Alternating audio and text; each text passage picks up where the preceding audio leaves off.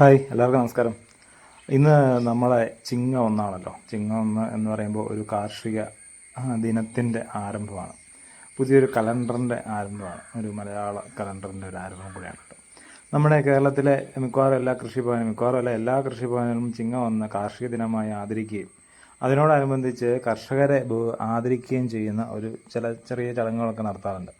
അങ്ങനെ ഞങ്ങളുടെ പത്തനംതിട്ട ജില്ലയിലെ മല്ലപ്പള്ളി താലൂക്കിലെ ആനിക്കാട് എന്ന പഞ്ചായത്തിൽ അങ്ങനെ നമ്മുടെ കർഷകരെ ആദരിക്കുന്ന ഒരു ചടങ്ങിലേക്ക് എന്നെയും വിളിക്കുകയുണ്ടായി.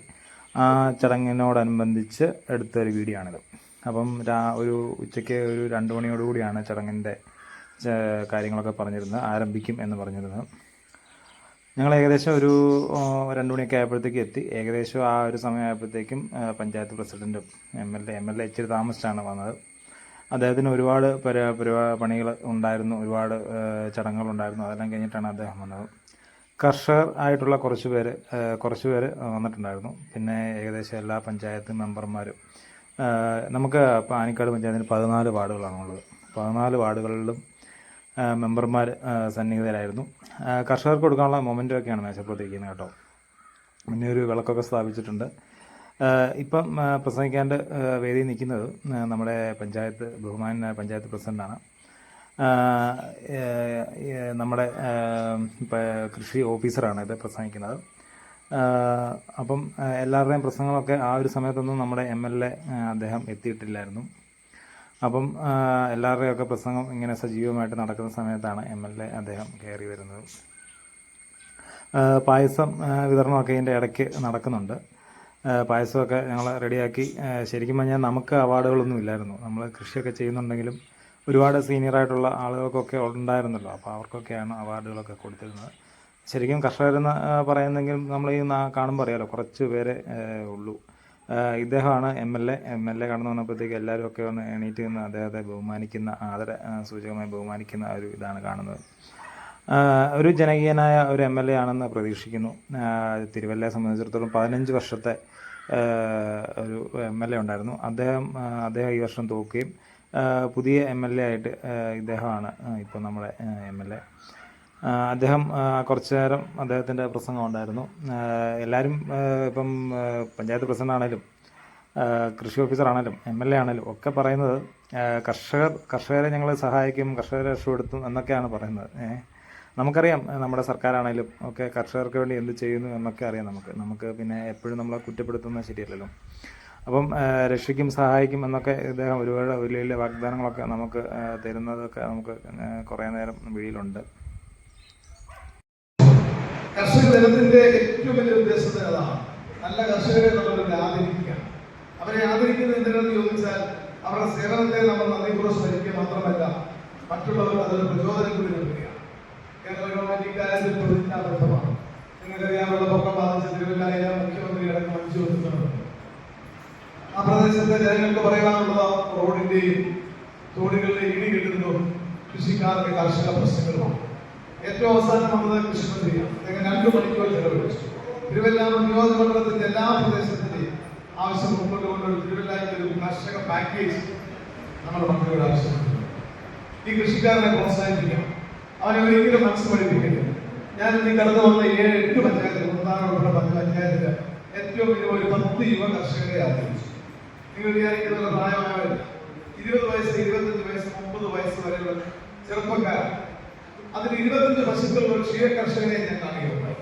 കാരണം നമ്മുടെ നാട്ടിൽ നിന്ന് എങ്ങനെയെങ്കിലും വിദേശത്ത് കുടിയേറാൻ വേണ്ടി ചെറുപ്പക്കാർ മോഹിക്കുമ്പോഴാണ് ഈ നാടിന്റെ മക്കൾ, ഈ മണ്ണിന്റെ മക്കൾ, അവർ ഈ നാടിനോടും മണ്ണിനോടും ഒപ്പം നിന്നുകൊണ്ട് ഈ നാട്ടിൽ നിന്ന് ശ്രമിക്കാം. അങ്ങനെ ഈ നാട്ടിൽ നല്ല യുവ കർഷകരുണ്ടാവും. കൃഷി ലാഭകരമാണെങ്കിൽ മാത്രമേ ആളുകൾ കൃഷി ചെയ്യുകയുള്ളൂ. അതിനും ഗവൺമെന്റ് പദ്ധതി ഉണ്ടാവുമെന്ന് ഞങ്ങൾ ആവശ്യപ്പെട്ടിരിക്കുകയാണ്.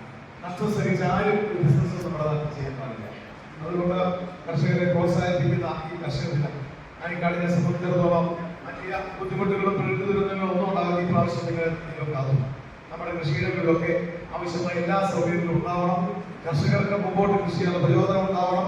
അതിന് ഈ പഞ്ചായത്ത്, ഈ നാട്ടിലെ ജനങ്ങളോടൊപ്പം ഉണ്ട്. എല്ലാ രാഷ്ട്രീയ കക്ഷികളും നമ്മളോടൊപ്പം ഉണ്ടാവും. നമ്മളെ സംബന്ധിച്ചിടത്തോളം നമ്മുടെ നാടിന്റെ വികസനമാണ് നിങ്ങൾ ചർച്ച ചെയ്യുന്നത്. ആനിക്കാടിന്റെ എല്ലാ വഴികളിലൂടെ തെരഞ്ഞെടുപ്പ് സമയത്ത് ഞാൻ കടന്നുപോയി, വിജയിച്ചു കഴിഞ്ഞ് കടന്നുപോയി. റോഡിന്റെ കാര്യം ഉൾപ്പെടെ എപ്പോഴും സാറിന്റെ വീട്ടിലേക്ക് MLAയുടെ പ്രസംഗത്തിന് ശേഷം ആണ് ദീപം തെളിയിച്ചത്. ദീപം തെളിയിച്ചതിന് ശേഷമായിരുന്നു അവാർഡ് വിതരണം. അവാർഡ് വിതരണത്തിൻ്റെ ദൃശ്യങ്ങളിലേക്ക് നമുക്ക് പോകാം.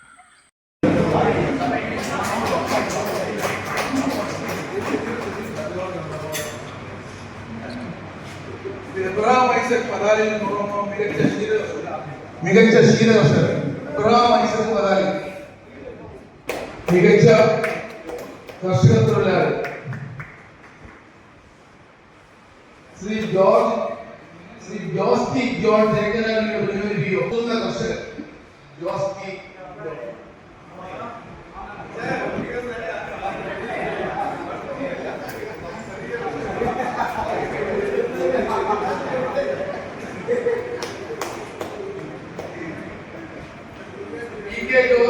PK ജോസഫ് പാവണിക്കൽ ആനിക്കാട് മികച്ച കർഷകൻ PK Joseph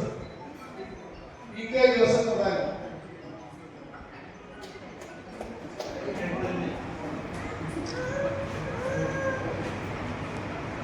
master Neeraj Paul നേതൃത്വം കുളങ്ങര മികച്ച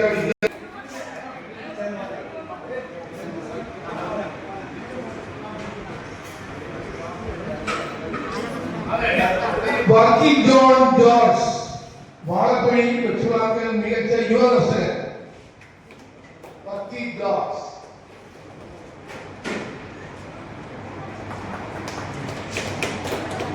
ശ്രീമതി മേഴ്സി ജിജി സക്കറിയ ആനിക്കാട് മികച്ച വനിതാ കർഷകൻ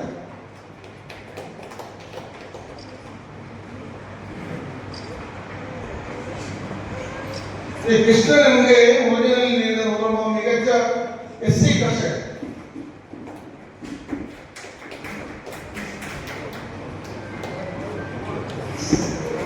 ശ്രീ വർഗീസ് പി കുര്യൻ പാർവതിക്കൽ ആനിക്കാട് മികച്ച സമ്മിശ്ര കർഷകൻ ശ്രീ വർഗീസ് പി കുര്യൻ പാർവതിക്കൽ ആനിക്കാട് മികച്ച സമ്മിശ്ര കർഷകൻ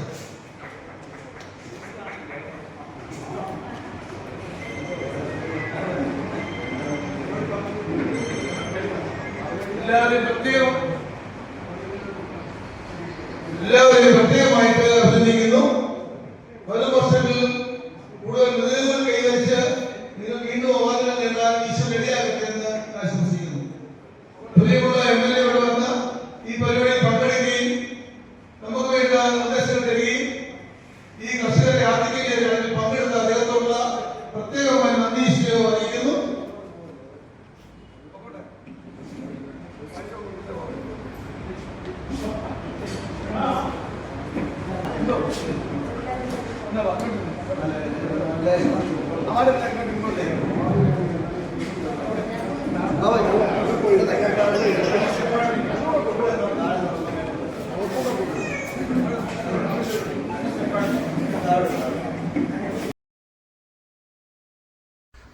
അവാർഡ് വിതരണത്തിന് ശേഷം എല്ലാവരും കൂടെ ഒക്കെ നിന്ന്, അതായത് അവാർഡ് മേടിച്ച എല്ലാവരും നിന്ന് ഒരു നല്ല കളർഫുൾ ഫോട്ടോ ഒക്കെ സെറ്റാക്കി നമ്മളും ഒരു ഫോട്ടോ എടുത്തു. അതാണ് ഇത്. അതിനുശേഷം ശരിക്കും പറഞ്ഞാൽ MLA വന്നു. MLA വന്നപ്പോൾ ആരംഭിച്ചു. MLA പോയപ്പോൾ ശരിക്കും പറഞ്ഞാൽ അവസാനിച്ചു എന്ന് തന്നെയാണ് എൻ്റെ ഒരു അഭിപ്രായം. പിന്നെ ശരിക്കും പറഞ്ഞാൽ ഇത് നമുക്ക് അഭിപ്രായങ്ങൾ പറയാനുള്ള ഒരു വേദിയായിരുന്നില്ല ഇത്. അതായത് ഇനിയിപ്പോൾ ഗ്രാമസഭകളുണ്ട്, നമ്മുടെ കർഷകരുടെ അഭിപ്രായങ്ങൾ പറയാനും ഗ്രാമസഭയിലേക്ക് നമുക്ക് പോകാൻ സമയമുണ്ട്. അപ്പോൾ ഇനിയിപ്പോൾ ഗ്രാമസഭകളിലേക്ക് നമുക്ക് പോകാം. അതിനു മുമ്പ് നമുക്ക് ഇതിനോടനുബന്ധിച്ച് കൃതജ്ഞതയും ഒക്കെയുണ്ട്. അതിൻ്റെ ചെറിയ കുറച്ച് ദൃശ്യങ്ങൾ ഉൾപ്പെടുത്തി നമ്മൾ വീഡിയോ അവസാനിപ്പിക്കുകയാണ്.